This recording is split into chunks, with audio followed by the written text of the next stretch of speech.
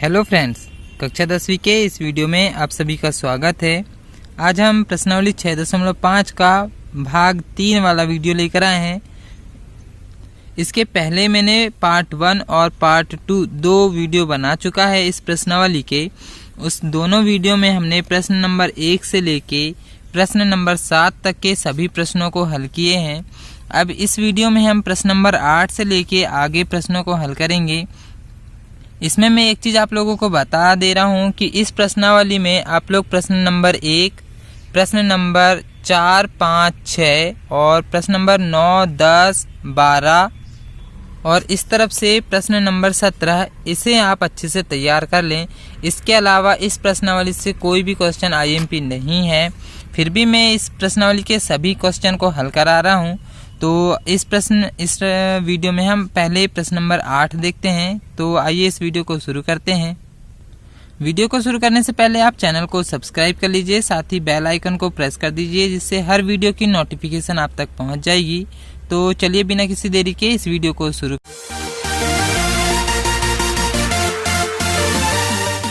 प्रश्न नंबर 8 में देखते हैं। यहाँ पर हमें एक त्रिभुज ABC दिया हुआ है, जिसका ये यहाँ पर एक चित्र बना हुआ है। और प्रश्न नंबर इसमें ABC के अभ्यंतर में एक बिंदु O दिया हुआ है बोल रहा है, और O से OD लंब है BC। देखेंगे ये OD लंब है BC पर, OE लंब है AC पर, सॉरी ये OE इसमें लंब है AC पर, और OF लंब है AB पर। और दो प्रश्न हमें यहाँ पर दिया हुआ है, तो आइए देखते हैं। देखेंगे इस तरह से हम दिया है लिख सकते हैं, जैसा कि प्रश्न में दिया हुआ है पूरा हमने यहाँ लिख चुके हैं। और सिद्ध करने में 2 क्वेश्चन है हमने लिख चुके हैं। अब यहाँ पे एक थोड़ा सा बड़ा सा चित्र आप बना लेंगे।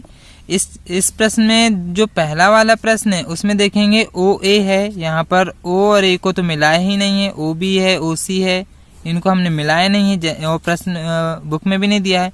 तो उत्पत्ति करने से पहले हमको यहाँ पर एक रचना करना पड़ेगा। तो अभी मैं यहाँ पर उत्पत्ति को कट कर दे रहा हूँ। उत्पत्ति लिखने से पहले हम पहले रचना लिखेंगे। और तो यहाँ पे रचना क्या करेंगे, हम OA, OB और OC को मिला लेते हैं। तो देखेंगे इस तरह से मैंने यहाँ पर OA, OB, OC को मिला लिया है, और रचना में हम इस तरह से लिख लेंगे OA, OB, OC को मिलाया। अब हम इसको चित्र में देखते हैं कि जो पहला वाला जो क्वेश्चन है उसको करने के लिए हमें इसमें यहाँ पर देखेंगे 6 त्रिभुज बन रहे हैं। 1, 2, 3, 4, 5, 6 ऐसे 6 त्रिभुज बन रहे हैं। सभी त्रिभुज यहाँ पर समकोण त्रिभुज है। देखेंगे यहाँ दोनों साइड में 90-90 अंश के कोण बनेंगे, तो पूरे 6 त्रिभुज यहाँ पे समकोण त्रिभुज हैं। तो इसको पाइथागोरस प्रमेय से हमें हल करना है। तो सबसे पहले देखते हैं कौन से त्रिभुज लेंगे हम इसमें, जिसमें पहला वाला क्वेश्चन हमारा हल हो जाए। तो देखेंगे OA लेना है, देखेंगे ये है OA भुजा। अब इसमें OB भी लेना है, ये है OB, और OC ये OC। अब यहाँ पर OD भी आना चाहिए, तो OD देखेंगे अभी हमने OB लिए थे और ये OD, मतलब एक त्रिभुज तो ये वाला लेना ही है हमें। OBD एक त्रिभुज ये वाला हो गया हमारा। एक और त्रिभुज देखते हैं, यहाँ पर OE आ रहा है। OE अभी हमने OC भी लिए थे और OE भी आ गया, ये OE आ गया, और ये OC भी आया था। तो देखते हैं ये त्रिभुज भी हमारा हो चुका। एक त्रिभुज ये वाला हो गया और एक त्रिभुज ये वाला हो चुका। ये 2 त्रिभुज हो चुके। आगे देखते हैं, और OF बोल रहा है, ये है OF। और अभी हमने AO भी लिए थे शुरू में, और ये OF आ गया, मतलब एक त्रिभुज ये वाला हो गया। और आगे देख लेते हैं, AF बोल रहा है, AF, और ये OF हो गया, ये AO ये हो गया, मतलब एक त्रिभुज ये वाला हो चुका है। BD बोल रहा है, BD मतलब ये त्रिभुज, देखेंगे ये वाला त्रिभुज हो चुका। और एक त्रिभुज CE बोल रहा है, मतलब ये त्रिभुज। तो इसका मतलब हमें एक ये वाला त्रिभुज लेना है, एक ये वाला त्रिभुज और एक ये त्रिभुज। ऐसे ये 3 त्रिभुजों से हमें हल करना है। तो ये जो पहला वाला क्वेश्चन है ये हमें सिद्ध हो जाएगा। तो आइए देखते हैं। पहले यहाँ पे OA बोल रहा है, तो कोई भी पहले ले सकते हैं। तो हम पहले यहाँ पर ये वाला त्रिभुज ले रहे हैं AOF से। तो यहाँ पर हम उत्पत्ति लिखेंगे। तो इस तरह से हम AOF ले रहे हैं। AOF देखेंगे ये है, इसमें ये 90 अंश का कोण बन रहा है यहाँ पर। तो जब ये 90 अंश का कोण यहाँ बन रहा है, तो इसके सामने वाली जो भुजा होगी ये कर्ण होगी। इसको हम लंब मान ले रहे हैं और इसको हम आधार मान ले रहे हैं। तो पाइथागोरस प्रमेय तो पता है, समकोण त्रिभुज में कर्ण का वर्ग बराबर लंब का वर्ग धन आधार का वर्ग। ये यहाँ पे 90 अंश का कोण है, यहाँ पर हम निशान लगा दे रहे हैं। ये हो जाएगा 90 अंश का कोण। तो इसके सामने की ये वाली भुजा हो जाएगी कर्ण। तो हम कर्ण का नाम दे रहे हैं AO, तो यहाँ पर हो जाएगा AO का वर्ग प्लस बराबर AO का वर्ग यानी कि कर्ण का वर्ग बराबर लंब का वर्ग, देखेंगे यहाँ पे लंब है AF, तो ये हो जाएगा AF का वर्ग प्लस आधार हो जाएगा OF, तो ये हो जाएगा OF का वर्ग। इसको हम दे रहे हैं समीकरण 1। ऐसे ही अगला एक और त्रिभुज लेंगे, तो हमको OBD ये भी लेना था। तो अब हम यहाँ पर OBD ले रहे हैं। OBD में देखेंगे ये 90 अंश का कोण यहाँ बन रहा है, तो इसके सामने की ये वाली भुजा हो जाएगी कर्ण। हमेशा 90 अंश के सामने की भुजा कर्ण होती है, तो कर्ण का वर्ग यानी कि OB का वर्ग बराबर, तो यहाँ लिखेंगे OB का वर्ग बराबर। अब यहाँ पर देखेंगे इसको हम लंब मान ले रहे हैं और इसको आधार यानी कि OD का वर्ग प्लस BD का वर्ग, तो ये हो जाएगा OD का वर्ग प्लस BD का वर्ग। इसको हम दे रहे हैं समीकरण 2। एक और त्रिभुज हमने निशान लगाए थे, देखेंगे ये वाला त्रिभुज है OEC। तो इस तरह से हम लिख रहे हैं OEC देखेंगे ये वाला त्रिभुज है, तो इसमें ये यहाँ पर 90 अंश का कोण बन रहा है, तो इसके सामने की ये वाली भुजा हो जाएगी कर्ण। तो कर्ण का वर्ग यानी कि OC का वर्ग, तो यहाँ लिखेंगे हम OC का वर्ग बराबर। अब यहाँ पे हम लंब मान ले रहे हैं OE को, तो ये हो जाएगा OE का वर्ग प्लस और आधार हो जाएगा हमारा EC, यहाँ पर लिखेंगे EC का वर्ग। इसको हम दे रहे हैं समीकरण 3। यहाँ पर देखेंगे ये कर्ण हो गया OC का वर्ग बराबर ये लंब हो गया OE का वर्ग प्लस आधार हो गया EC का वर्ग। अब देखेंगे हमारे पास 3 समीकरण आ चुके हैं। तीनों समीकरण को अब हम यहाँ पर जोड़ दे रहे हैं, प्लस कर देंगे। तो इस तरह से हम यहाँ लिखेंगे समीकरण 1 2 3 को जोड़ने पर। अब समीकरण 1 2 3 को जोड़ने का मतलब है यहाँ पे हम लेफ्ट वालों को जोड़ेंगे और फिर बराबर लगा के राइट वालों को जोड़ेंगे। तो सबसे पहले लेफ्ट में देखते हैं AO है, इसको OA भी लिख सकते हैं, जैसा कि यहाँ पर OA हमने नाम दिए हैं। तो OA का वर्ग प्लस OB का वर्ग प्लस OC का वर्ग, इसको हम यहाँ पर लिख लेते हैं क्रम से। लेफ्ट में आ रहा है हमारा OA का वर्ग प्लस OB का वर्ग प्लस OC का वर्ग। ये तीनों चीज लेफ्ट में आ चुके हैं, फिर लगाएंगे बराबर। अब देखेंगे राइट में क्या क्या है, तो समीकरण 1 के राइट में है AF प्लस OF का वर्ग, तो यहाँ पर भी हम उसी तरह से लिखेंगे AF का वर्ग प्लस OF का वर्ग प्लस। अब समीकरण 2 के राइट में देखेंगे तो यहाँ पर है OD का वर्ग प्लस BD का वर्ग, तो यहाँ पर हम लिख ले रहे हैं OD का वर्ग प्लस BD का वर्ग। समीकरण 3 के राइट में देखेंगे तो यहाँ पर है OE का वर्ग प्लस EC का वर्ग, तो इसको भी यहाँ हम लिख ले रहे हैं इस तरह से, यहाँ पे OE का वर्ग प्लस EC का वर्ग। अब हम देखते हैं जो सिद्ध करना है, उसमें ये हमारा सिद्ध करना है, हमने पहले ही लिख चुके हैं। तो यहाँ पर देखेंगे OA का वर्ग OB का वर्ग और OC का वर्ग, इस तरफ में हमारा आ चुका है OA का वर्ग OB का वर्ग और OC का वर्ग। और देखते हैं जो OD OE और OF है ये माइनस में आ रहा है इसी तरफ में, तो इस तरफ से हम यहाँ पर इस तरफ में है OD, ये है OE और ये है OF, ये तीनों जो O के साथ हैं ये तीनों को हम बराबर के इस तरफ पक्षांतर करके ला लेंगे, तो ये इस तरफ आके माइनस में हो जाएगा। तो यहाँ पर देखेंगे हम पहले ये तीनों को तो पहले हम लिख ले रहे हैं, तो ये हो जाएगा OA का वर्ग प्लस OB का वर्ग प्लस OC का वर्ग। अब यहाँ से हम OF को इस तरफ पक्षांतर करके ला ले रहे हैं, तो यहाँ पर देखेंगे पहले इस तरफ में OD को लिखा है, फिर OE को लिखा है, फिर OF को लिखा है, तो हम इसी क्रम से ला ले रहे हैं। पहले हम OD को पक्षांतर करके ला ले रहे हैं, तो ये धन में है तो इस तरफ आएगा, माइनस में माइनस OD का वर्ग, फिर देखेंगे OE को लाना था तो हम यहाँ इस तरफ में प्लस में है तो ये इधर आके माइनस OE का वर्ग हो जाएगा, और इस तरफ में अब OF बचा, OF प्लस में इस तरफ आके माइनस OF का वर्ग हो जाएगा। फिर लगाएंगे हम बराबर, इस तरफ में देखेंगे क्या क्या बचा है, तो इस तरफ में बचा है AF का वर्ग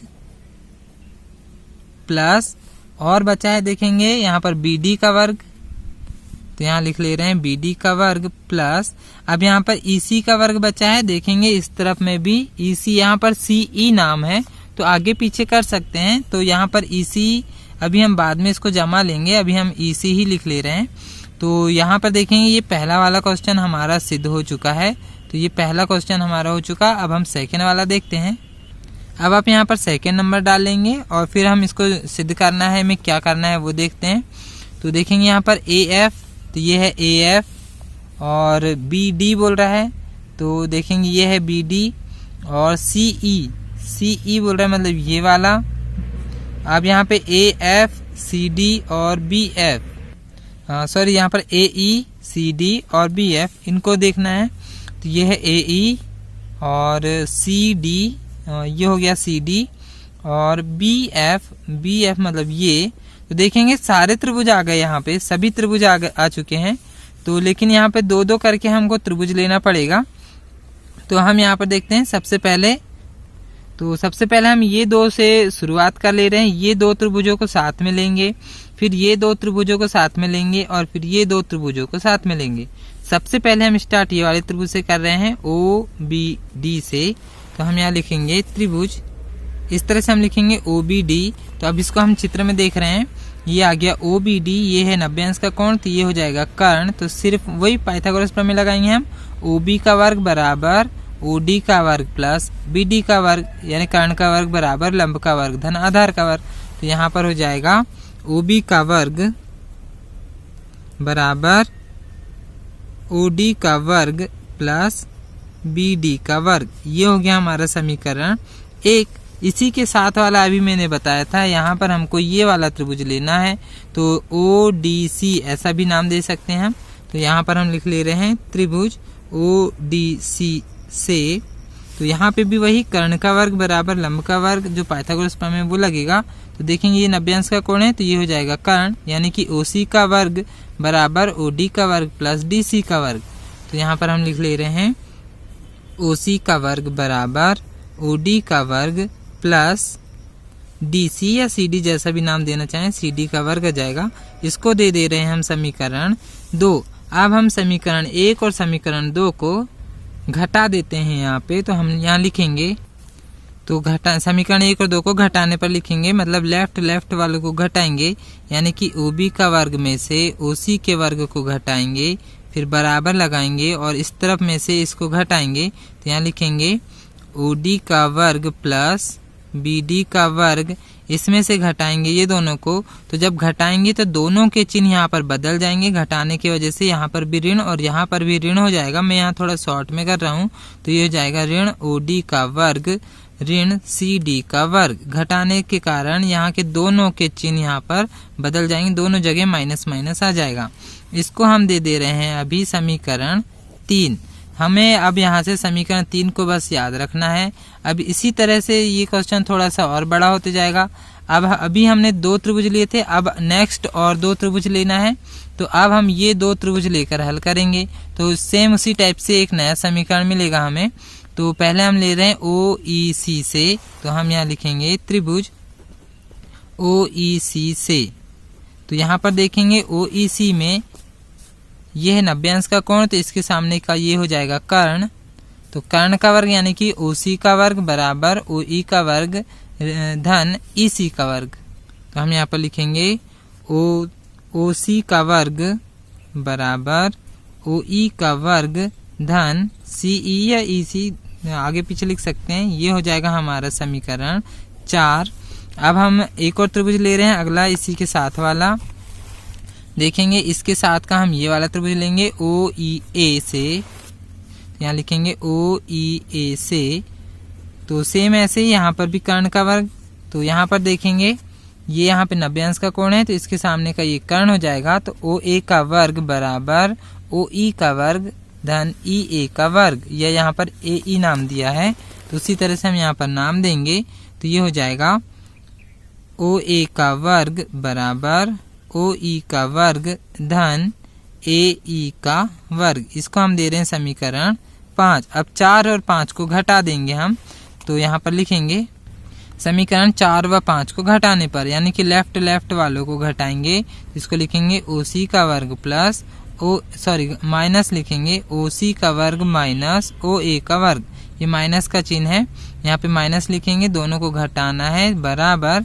तो इसके राइट वाले को लिखेंगे पहले ओ ई का वर्ग प्लस सी ई का वर्ग, और यहाँ पर देखेंगे और आगे यहाँ पर है ओ ई का वर्ग, माइनस करेंगे यहाँ पर ओ ई का वर्ग और यहाँ पर भी प्लस की जगह माइनस हो जाएगा क्योंकि दोनों जगह हम घटा रहे हैं, तो ये भी हो जाएगा AE का वर्ग। यहाँ पर देखेंगे OE के वर्ग में से यहाँ से OE का वर्ग कट जाएगा, तो यहाँ बचेगा CE का वर्ग ऋण AE का वर्ग। इस तरफ का वैसे ही लिख लेते हैं, OC का वर्ग ऋण OA का वर्ग। इसको दे रहे हैं हम समीकरण 6। यहाँ हम वापस से समीकरण 3 में जा रहे हैं। यहाँ पर भी देखेंगे OD के वर्ग में से OD का वर्ग यहाँ कैंसिल हो रहा है, तो यहाँ पर बच रहा है BD का वर्ग माइनस CD का वर्ग। तो इसको हम दे रहे हैं समीकरण 3। ये ऊपर वाले में क्रॉस हो गया था, ये हम छोड़ दिए थे, इस तरफ वाले को वैसे ही लिख ले रहे हैं OB का वर्ग ऋण OC का वर्ग। तो ये हो गया हमारा समीकरण 3। यहाँ से मिल गया हमारा समीकरण 6। और अभी हमें 2 त्रिभुज और रह गए हैं, इस तरफ वाले ये 2 त्रिभुज, इनसे भी हमें एक और समीकरण मिलेगा। तो पहले हम ये छोटा वाला त्रिभुज लिख रहे हैं OFA से, तो हम यहाँ पर लिखेंगे त्रिभुज OFA से। तो यहाँ पर देखेंगे कर्ण क्या है, तो यहाँ पर ये 90 अंश का कोण बन रहा है, तो इसके सामने की ये भुजा कर्ण हो जाएगी, यानी कि AO यहाँ पर कर्ण है। तो यहाँ पर हम लिखेंगे AO का वर्ग या OA का वर्ग बराबर OF का वर्ग प्लस AF का वर्ग। इसको हम दे रहे हैं समीकरण 7। ऐसे एक और त्रिभुज इसी के साथ वाला देखेंगे, जो यहाँ पे ये नीचे वाला है, तो इसका नाम दे रहे हैं OFB। इसमें ये OB यहाँ पे कर्ण हो जाएगा, तो यहाँ पर नाम दे रहे हैं हम OFB से। तो इसमें कर्ण हो जाएगा OB का वर्ग बराबर OF का वर्ग प्लस BF का वर्ग। इसको हम दे रहे हैं समीकरण 8। अब हम समीकरण 7 और 8 को घटाएंगे, तो हम इस तरह से लिखेंगे समीकरण 7 व 8 को घटाने पर। अब 7 और 8 के लेफ्ट वाले को घटाएंगे, यानी कि OA का वर्ग में से OB के वर्ग को घटाएंगे। तो इस तरह से हम लिख रहे हैं OA का वर्ग ऋण OB का वर्ग। अब हम राइट वालों को घटाएंगे, तो देखेंगे 7 और 8 में राइट में OF का वर्ग धन AF का वर्ग है, तो इस तरह से हम लिख ले रहे हैं OF का वर्ग धन AF का वर्ग। अब इसमें से हम घटाएंगे समीकरण 8 के राइट वाले को, यानी कि OF का वर्ग धन BF का वर्ग। तो घटाएंगे तो इन दोनों के सामने माइनस चिन्ह जाएगा, तो इस तरह से यहाँ पे OF के सामने भी माइनस आ जाएगा और BF के सामने भी माइनस आ जाएगा। देखेंगे यहाँ पे OF के वर्ग में से OF का वर्ग कैंसिल हो जाएगा, तो यहाँ बचेगा AF का वर्ग ऋण BF का वर्ग। तो यहाँ पर इस तरफ में है OA का वर्ग ऋण OB का वर्ग। हम इसको दे रहे हैं समीकरण 9। इस तरह से हमारे पास टोटल 9 समीकरण मिले हैं। तो अब हम यहाँ पर जो हमें 2 त्रिभुजों से जो घटाने पर एक समीकरण मिला था 3, इसको देखेंगे, और इधर घटाने पे समीकरण 6 मिला है, और इन दोनों को घटाने पे समीकरण 9 मिला है। अब हम समीकरण 3, 6 और 9 तीनों को जोड़ देंगे यहाँ पे, तो जो हमारा सिद्ध करना है वो आ जाएगा। तो हम यहाँ पर लिखेंगे समीकरण 3, 6 और 9 को जोड़ने पर। तो हम यहाँ 3, 6 और 9 को लेफ्ट वालों को जोड़ेंगे और फिर राइट वालों को जोड़ेंगे। तो सबसे पहले समीकरण 3 के लेफ्ट में देखेंगे OB का वर्ग ऋण OC का वर्ग है, तो हम यहाँ पर लिख ले रहे हैं OB का वर्ग ऋण OC का वर्ग, और फिर प्लस करेंगे, जोड़ रहे हैं इसलिए। अब आगे समीकरण 6 का देखते हैं लेफ्ट में। तो समीकरण 6 के लेफ्ट में है OC का वर्ग ऋण OA का वर्ग, तो इस तरह से हम लिख ले रहे हैं OC का वर्ग ऋण OA का वर्ग, फिर लगाएंगे प्लस। और समीकरण 9 के लेफ्ट में देखेंगे OA का वर्ग धन ऋण OB का वर्ग है, यहाँ लिखेंगे OA का वर्ग ऋण OB का वर्ग, फिर हम लगाएंगे बराबर। अब समीकरण 3 के राइट में क्या है वो देखेंगे, तो देखेंगे समीकरण 3 के राइट में BD का वर्ग ऋण CD का वर्ग है, तो इस तरह से हम यहाँ लिख ले रहे हैं BD का वर्ग ऋण CD का वर्ग। अब हम समीकरण 6 के राइट में देखेंगे, तो समीकरण 6 के राइट में देखेंगे CE का वर्ग ऋण AE का वर्ग है, तो हम यहाँ इसके आगे यहाँ से लिख ले रहे हैं CE का वर्ग ऋण AE का वर्ग है, फिर लगाएंगे प्लस। और फिर समीकरण 9 के राइट में देखेंगे AF का वर्ग ऋण BF का वर्ग है, यहाँ लिखेंगे AF का वर्ग ऋण BF का वर्ग। अब हम देखेंगे यहाँ पर लेफ्ट वाले में देखते हैं और राइट वाले में क्या घट रहा है। देखेंगे OB का वर्ग ये प्लस वाला है और इधर पे माइनस वाला OB का वर्ग है, तो प्लस वाले से माइनस वाला यहाँ घट जाएगा। OC का वर्ग ऋण वाले से प्लस वाला यहाँ घट जाएगा, और OA का वर्ग में से धन OA का वर्ग यहाँ घट जाएगा। तो देखेंगे लेफ्ट में तो सिर्फ 0 बच रहा है और फिर लगाएंगे बराबर। अब राइट में क्या क्या बच रहा है देखेंगे, यहाँ पर BD का वर्ग और CD का वर्ग माइनस में है। तो देखेंगे जो भी संख्या यहाँ पर माइनस में हमें दिख रही है उसको हम बराबर के पक्षांतर करके इस तरफ ले आएंगे। पहले हम एक बार इसको फिर से लिख ले रहे हैं। तो यहाँ पर BD का वर्ग बचा है माइनस CD का वर्ग प्लस CE का वर्ग माइनस AE का वर्ग प्लस AF का वर्ग माइनस BF का वर्ग। अब यहाँ पे जो भी माइनस वाले दिख रहे हैं उनको हम पक्षांतर करके इस तरफ ला ले रहे हैं। तो यहाँ पर देखते हैं सबसे पहले जो हमें सिद्ध करना है उसमें देखते हैं इस तरफ में सबसे पहले AF को लाया है, फिर BD को लाया है और फिर CE को लाया है, तो हम भी उसी क्रम में लाएंगे। और इस तरफ में देखते हैं AE लाया है और फिर CD लाया है और फिर BF लाया है। तो हम यहाँ पे सबसे पहले AE को लाएंगे, फिर CD को और फिर BF को। तो यहाँ पर देखेंगे इस तरफ में AE जो है माइनस में है तो ये इस तरफ जाके प्लस में जाएगा। तो पहले हम इसी को लिख ले रहे हैं AE का वर्ग। और देखेंगे यहाँ से आप CD को ले चले रहे हैं तो CD माइनस में है तो इस तरफ जाएगा प्लस में प्लस CD का वर्ग। और फिर देखेंगे जो BF माइनस में है तो इधर जाएगा प्लस में BF का वर्ग। अब लगाएंगे बराबर। इस तरफ में 0 था तो ये माइनस वाली संख्या इधर आके प्लस में हो गई हैं। इस तरफ में जो संख्या पहले से थी उनको लिख ले रहे हैं। तो अब हम इसको भी क्रम से जमा लेंगे। तो पहले AF का वर्ग लिख ले रहे हैं और फिर उसके बाद BD का वर्ग और फिर देखेंगे यहाँ पर बचा है CE का वर्ग। अब हम इसको मिला लेते हैं जो सिद्ध करना है उससे। देखेंगे सिद्ध करना है हमें, ये इस तरफ वाला हमारा लेफ्ट में आया है और इस तरफ वाला राइट में आया है, दोनों आपस में बराबर आए हैं। चाहे इस तरफ आए चाहे इस तरफ आए, चाहो तो हम उसको क्रम से जमा भी सकते हैं।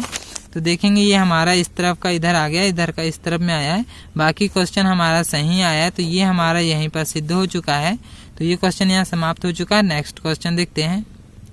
देखेंगे प्रश्न नंबर 8 का यही वीडियो काफ़ी बड़ा हो चुका है तो अभी हम इस वीडियो में सिर्फ यही प्रश्न सॉल्व करते हैं। उसके बाद ये क्वेश्चन छोटे छोटे हैं, वैसे ये क्वेश्चन ज़्यादातर एग्जाम में नहीं पूछा जाता, फिर भी आप लोग इसकी तैयारी कर सकते हैं। इसके आगे के जो क्वेश्चन है ये IMP हैं, ये आते हैं। तो इसके नेक्स्ट पार्ट में हम इसके 9, 10, 11, 12 हल करेंगे। तो इस वीडियो को पूरा देखने के लिए आप सभी का धन्यवाद।